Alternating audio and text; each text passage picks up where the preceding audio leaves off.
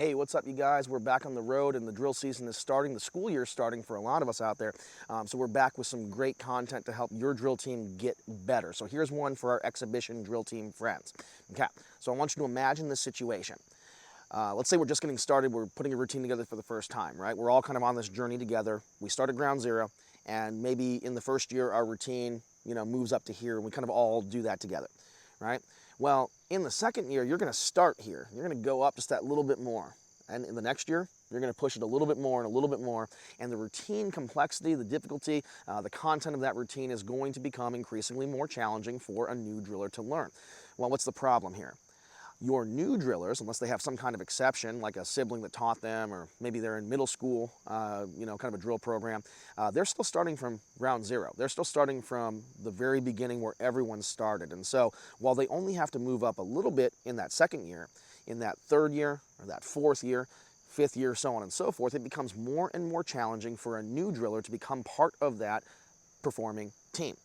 So you take this out over 10, 12, 14, 16, 18, 20 years, and what we see a lot of the times are these amazing routines that are completely unattainable for a freshman, even with a ton of practice, to go from knowing nothing about the activity to being a competent and confident performing member of that team, right? It's just not going to be able to happen, and as a result, even that routine is very dynamic and very interesting, even if that team is very competitive, we're still kind of hurting for numbers, and we still feel like, man, we don't have enough time to get those people prepared, and we're not really making the most of the situation. So here is how we would challenge you to think about this.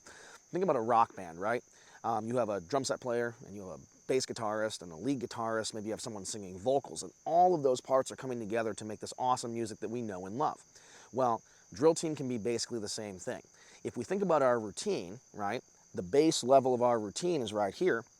Let's make a version of every sequence that's a little bit more accessible for our youngest drillers. Maybe if the base of the routine is like, the bass line in a rock band, we're getting that drum set beat going on underneath it using easier, more attainable moves, maybe less complex or demanding, beats and rhythms.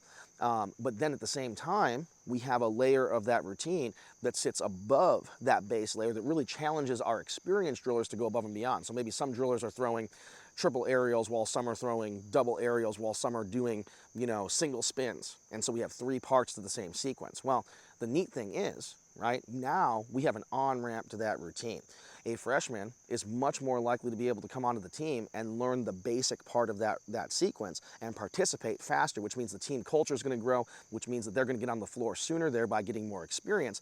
And the great thing is, at the same time, we're not letting that top experienced group of drillers kind of fall off and have to become bored because they're doing things that they learned how to do in their first year. No, we have a part for them to go to as well to keep them challenged and keep them meaningfully contributing their skill and their experience, their hard-earned experience to the team.